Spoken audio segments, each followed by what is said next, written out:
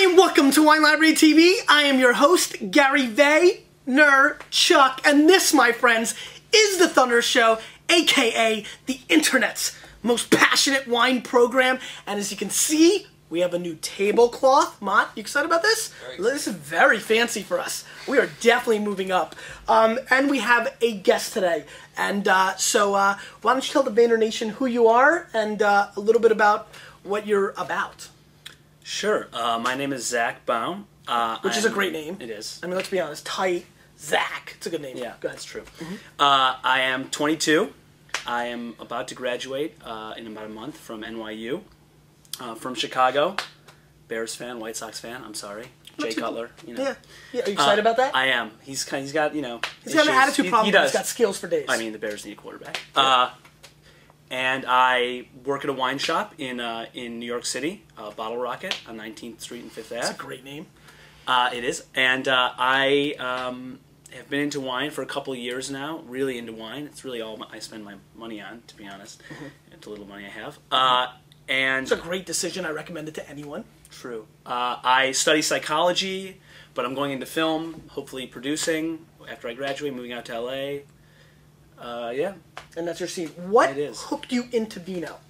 Well, I mean, my parents aren't huge wine drinkers, so it's not really that clear, but I went out to, I lived in California for a summer, interned at Fox Searchlight, and I went wine tasting in Santa Barbara, and I remember the first wine that really I was like, wow, this is so delicious, was the 05 Tensley Colson Canyon Syrah, which I know you had on the show, which I love that wine. So that was good people. That was like the delicious factor sort of wine. And then I spent last spring in Paris, studying abroad, and I went to tasted in Bordeaux, Chateau Palmer, and that was it. And in Burgundy I had 01 Meursault, and it was over. It was on. Yeah. Like Donkey Kong. Exactly. So, you know, I think this is an interesting mix. To me, you know, there's what excited me, and I think you sent me an email and we were yapping back and forth, and the reason I thought it would be fun to have you on the show is that I think you kind of are the new wave wine drinker in a lot of ways. A lot of people in your age group are getting into wine where a decade ago they weren't. And, you know, we've had the College Humor guys on a bunch of times, and people have this, you know, brand of people under 25 into wine. But I think there's people that are pretty serious. I mean, for example, you actually brought a wine today. I did. And you brought a very serious producer, a Gewurztraminer Grand Cru, you know, from Albert Mann, a winery, a producer that I think is on epic levels. So I think there is definitely this new wave of people that are exposed to the internet. Yeah. I mean, how much of your education has been done online? Oh, I mean, a lot. I mean, for example, I get all my news on the aggregated stuff, Huffington Post and stuff like that. But I mean, from the wine standpoint. From wine. Yeah.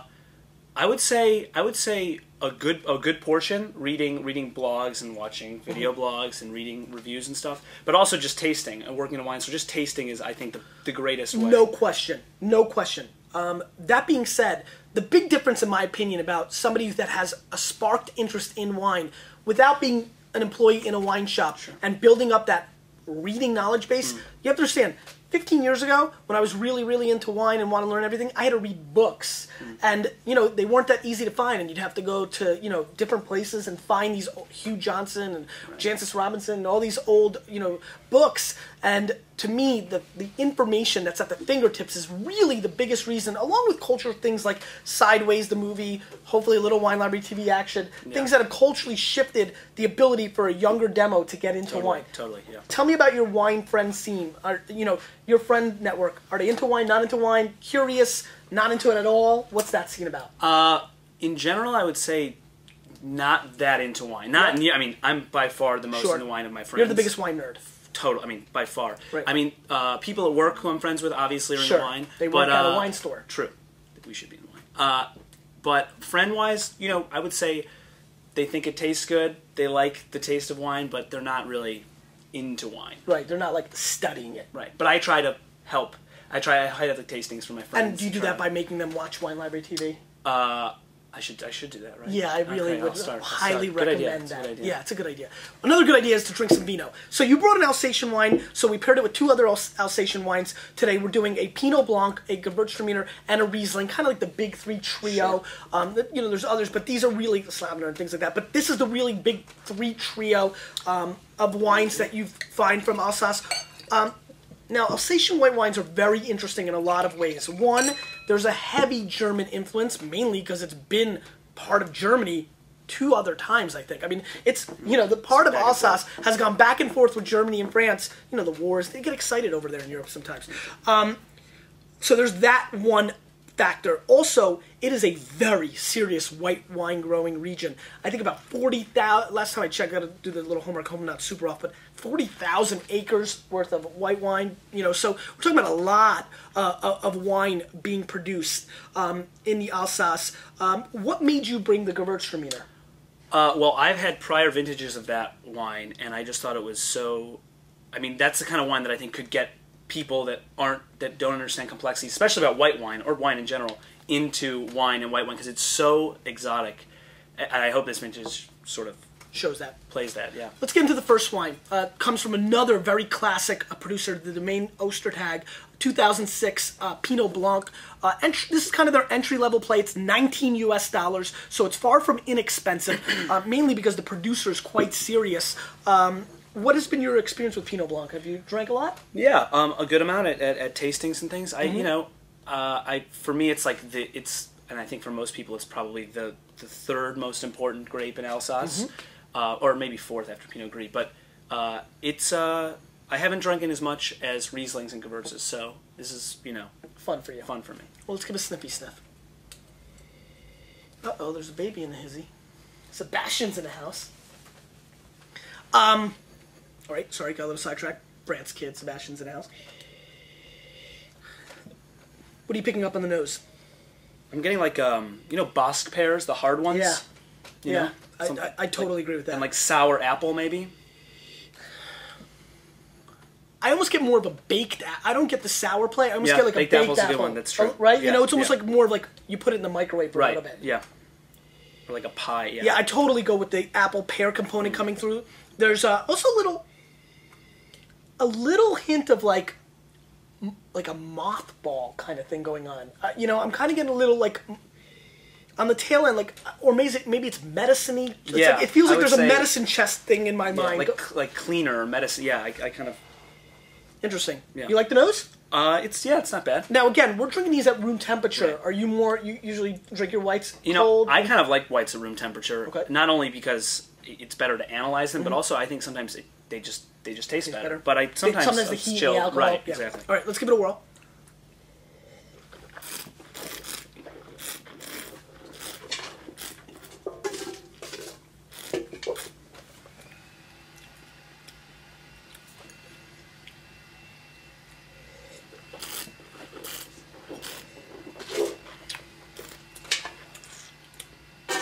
What do you think?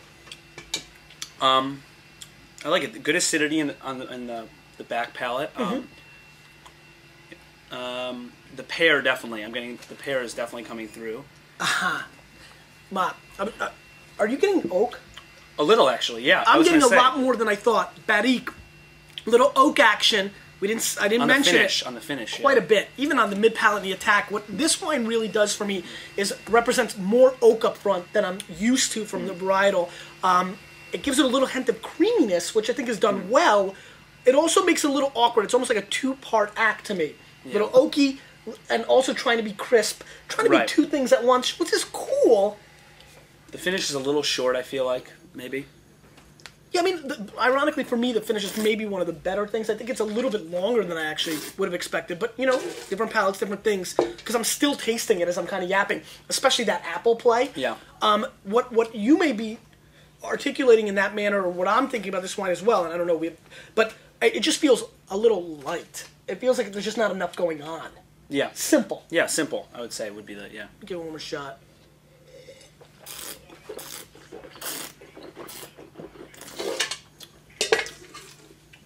Getting distracted by the window today. Yeah, I mean, to me this is not my favorite wine of all time by any stretch of the imagination, and kind of leaves the heart a little left to be desired. I don't hate it. I definitely would not pay $19 for this. You should email Brandon and tell him to discontinue this item. To me this is an 84, 83 point wine. Really getting distracted. Some visitors and Carol Spengler from Ohio's in the house. I just think that it's a little thin, and I don't know. Simple. What do you think? I mean, if I were to rate it, if we're doing the rating, I would probably go a little higher, maybe 85 plus or something. Right. But again, yeah, 19 bucks. I think you could find something a little more profound. Yeah, I think you're right. Complex. All right, let's move on. Let's move on to Riesling. What's your scene with Riesling? Just a rinse. All about it. It's one of the most singular tastes in wine. There's nothing really else like it. It's like great white Burgundy. There's nothing really else that tastes like Riesling. That's a very good point. So the Meyer Fonne 2004, which is interesting. Pfoeller, Riesling. 29 U.S. bones, which is a great number. Leon Washington, best running back in football. 90 points, Steven Tanzer, which is a great score from him. Very, very golden color. Yeah, beautiful. I mean, the first thing you notice, let's do a little zoom action. You can see extremely golden. A la, like Hulk Hogan's hair in 1984. Just that golden locks. You know what I mean? Very, almost like dessert-like coloring. Yeah. All right, let's give it a sniffy sniff.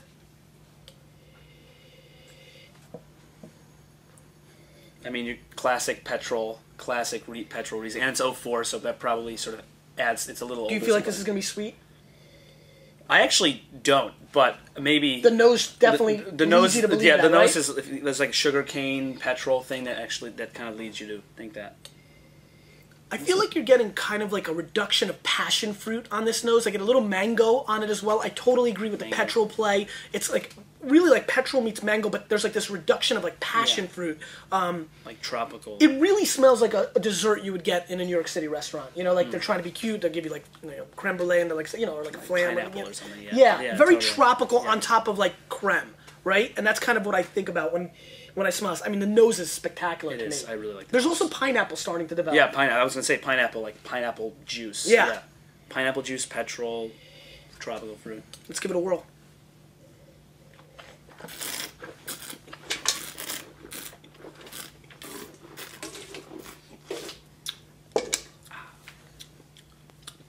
Fire away. I like. I like it. I like. It's really nice acidity. That pineapple juice thing I'm getting a lot. In really, spades. The sweetness. There's a good level of sweetness, but it's not. It's real. I think it's just about right actually. Really food friendly. I could see this going with like everything. Tell me what you think about this. You know how people make water balloons? Yeah. What about a pineapple juice balloon? Popped in your mouth. Well, that's how I kind of taste this, because I get so much of that juice, but almost like the plastic from like a balloon. So imagine you filled up a balloon with pineapple juice, put it in your mouth, and popped it with a pin. That's what this tastes like to me. I'm allergic to pineapple. Really? Unfortunately. So is that why you're getting like much? See, like look at here, there's a little rash here. Is that? Do you think that's just from maybe? that? I don't know. I haven't had it in about 5 years. Like you're flat out allergic? I mean, I'm not like gonna die if I eat it, Right. but So then eat it. I shouldn't. I get sick. What happens? You throw up? Yeah. Poopy? No, this way. This way. Yeah. Flat out, huh? Yeah, it's Have you been able to confirm that with doctors, or did you have one bad experience? I and haven't had several confirmed bad experiences, and I just figured, you know what? It's not that big of a sacrifice. Although when I go to, It's true. although In when the I go scheme to of things, it's like pineapple. when I go to tropical places, pina coladas are just so good that I drink them anyways and just And deal are you with the okay, or consequences. you have No, consequences? I have consequences. Wow. But they're just. Let's focus on the wine. Yes. This wine kicks serious face. I think this is an exceptionally good wine. I totally agree with your assessment. I love that you went there. To me, the sugar acidity balance of this wine is epic. Yeah. Talk about food friendly. If you're a sushi fan, crudo, like raw fish, would dive to pair this up with Thai that. food. I agree. Absolutely. That's the classic play, the Thai spicy play. The sugar's going to help you a little bit in that scenario.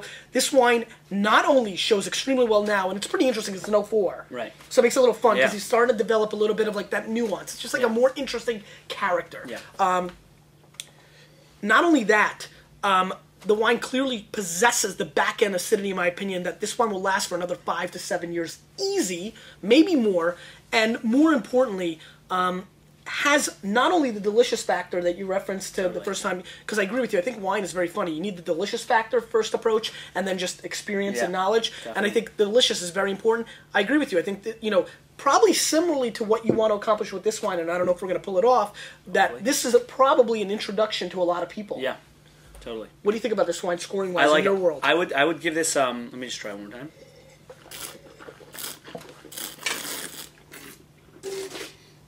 I mean, I really like it. I would say I'd give this wine maybe like a 91 plus, something like that. Yeah. I mean, I dig it. Yeah, Tanser went 90. Zach went 91 plus. I'm going to go 92 plus. I think I'm the most bullish. I'm excited about this wine. I think this is spectacular Riesling. 29 bones. What's amazing about this is it probably straddles the line of being a value in my opinion. That's a lot of money for a bottle of wine. I get it. But boy, oh boy, I'm going to say it again. Boy, oh boy. It's just fun to say. Boy, oh boy, does this wine crush $140 Rieslings I can come to mind with right now. I think the fact that it's a little aged... I was about to say, the fact that it's 04 helps it a ton. Tremendously. And it's just a very interesting drinking experience. Not only am I yearning for food, but I'm yearning to drink it by itself. And when I'm feeling the want to suck this down, I know we're talking about a serious wine. Yeah. Good stuff. I also feel like it almost has a little Chenin character, kind of, for some reason, like the pineapple that you get sometimes in those in like Loire wines. Yeah. Exactly. Like you mean like Coteau de Leon? Right, exactly. That was weird. Good job. Wait a minute, Jinx, is he allowed to talk now? I think I got him. Mott, rewind the tape. I think you're not allowed to talk until I say your name 3 times. And honestly, I'm not looking to do that. All right, you can talk. All right, anyway, a little rinse.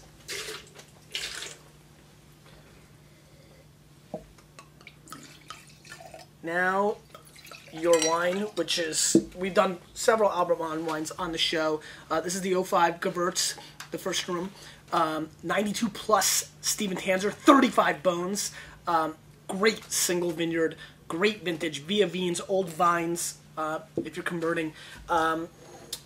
Just a very exciting wine. I mean, again, one of my favorite producers from the entire region. So yeah, I'm excited you brought it. Thank you. Yeah, no problem. Sniffy sniff time? Yeah. What are you getting?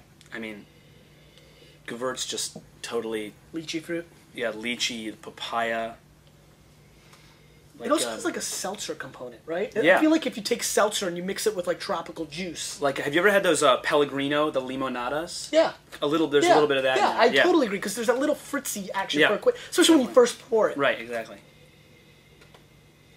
There's also a hint of like graininess. There's something about this that makes me think like cereal that comes in a box that's very small but costs me like $33. Like muesli or one of those really expensive whole food. Yeah.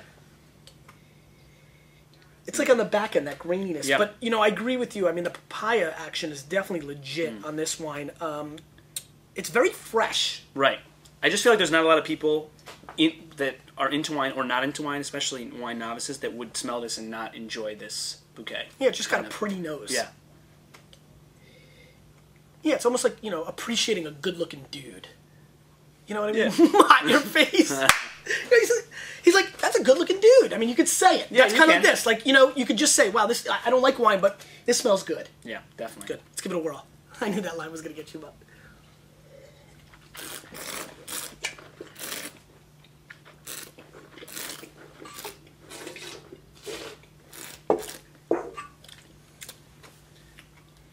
What do you think? I mean, very supple, sweet, pretty sweet. Is it too over the top for you? I mean, I don't think so. Not for me. Just because I that's kind of what I expect from like a Grand Cru Gewurz. It's going to be like bombastic, and and the little spiciness on the back, like the Gewurz usually likes to do. I mean, I don't know how you could drink this by itself as sort of an after. I feel like not even with food necessarily. Well, I feel like that's where the point is in this wine. I actually think that this wine is a little bit too over the top, especially on the finish. It gets goopy as it gets like towards the end there. Listen, the flavors are very enjoyable, and it's a hedonistic play. Sure, yeah. Totally. I agree. Like, this would be very difficult to pair with a lot of food, and I don't know how much of this I could drink by itself. It's almost relegated in my mind to a dessert wine. Yeah, that's what I was. Yeah, exactly. Which is fine, but I also think that this vintage specifically probably had a lot to play with that. Sure. It's a big year in France across the board, and to me, it ran away from them just a hair. To me, for my palate, and again, there's some palates that this might not even be big enough for. Right.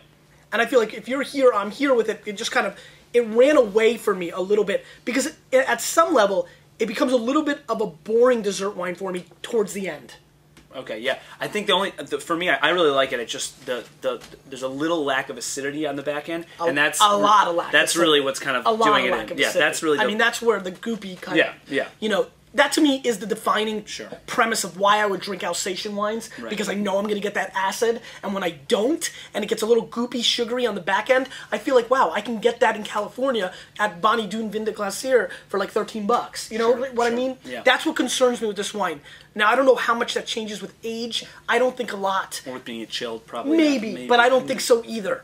I just feel like it's a good wine, and it's very sweet, and there's some excitement to it, but this is where Tanzer goes 92 plus, and I kind of go the other way, whereas I was more enthusiastic about the last wine, and I hated the first wine. I think I was being even too kind to it. I just think I was excited about the new cloth. 83, yeah. I feel like this one kind of goes in at 88, 89 point. I don't hate it. I think it does its job, and you know, maybe going into it I was excited about the acidity, and I think I love the 04 of this wine, so that kind of bothered me a little bit, but I haven't had this vintage either. No, I know I 04 haven't. also, yeah. Which was a killer. Yeah, awesome. Amazing. So if you can find the 04 of this, I'd highly recommend the 05. You know, I wouldn't pay $35 for a wine that's, in my mind, an 88 for my palate. Where do you go with this? You go a little higher, I'd say. I do. I go a little higher. Just on the hedonism factor, just because it does have, it's kind of more of an experience. Sometimes it's fun to date fun girls. Once or twice. Yes. Yeah, I understand. Yeah, I would say probably like a 9. I'd probably go 90 plus, maybe 91 for me. Yeah, but, listen, you know, God bless. Not perfect, but Mott, I think get it's in here. experience. Curious for your palate. You know, you've been into the dessert wines. You like the Tokai. You like those kind of things. Where does this fall? Because it's balancing that of being, you know, still wine, but with dessert-like tendencies. Is it just me? You get grapefruit too. Grapefruit.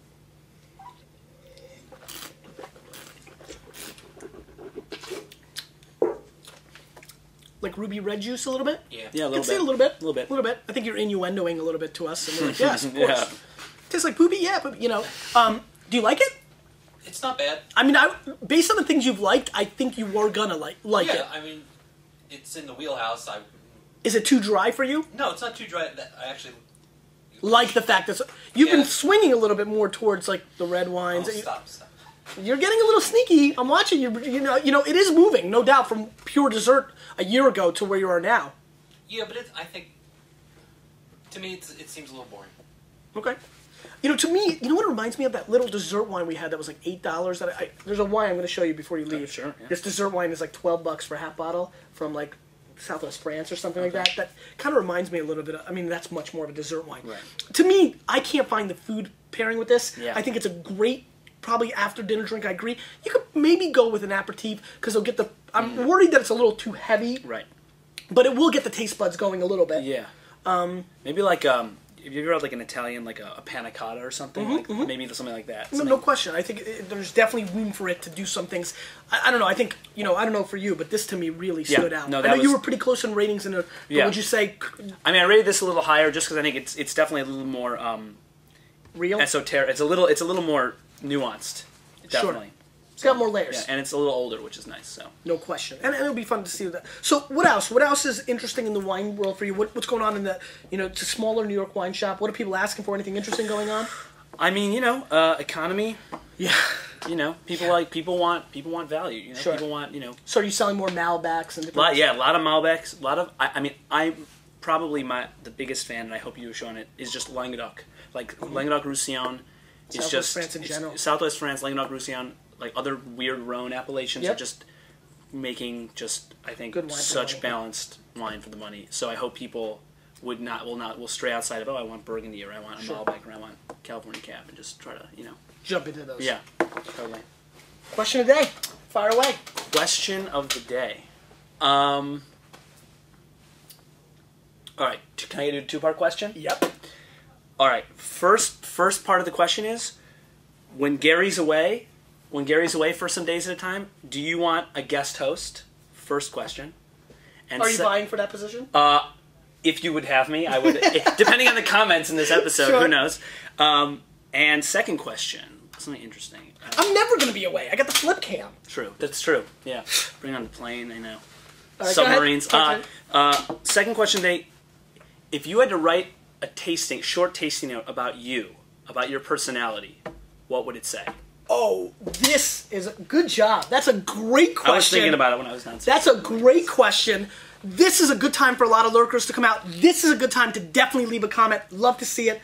Thanks for being on the show, my man. Thank Hope you. you enjoyed it. You had Thanks fun? a lot. Yeah, absolutely. You, with a little bit of me and the next generation, we are changing the wine world.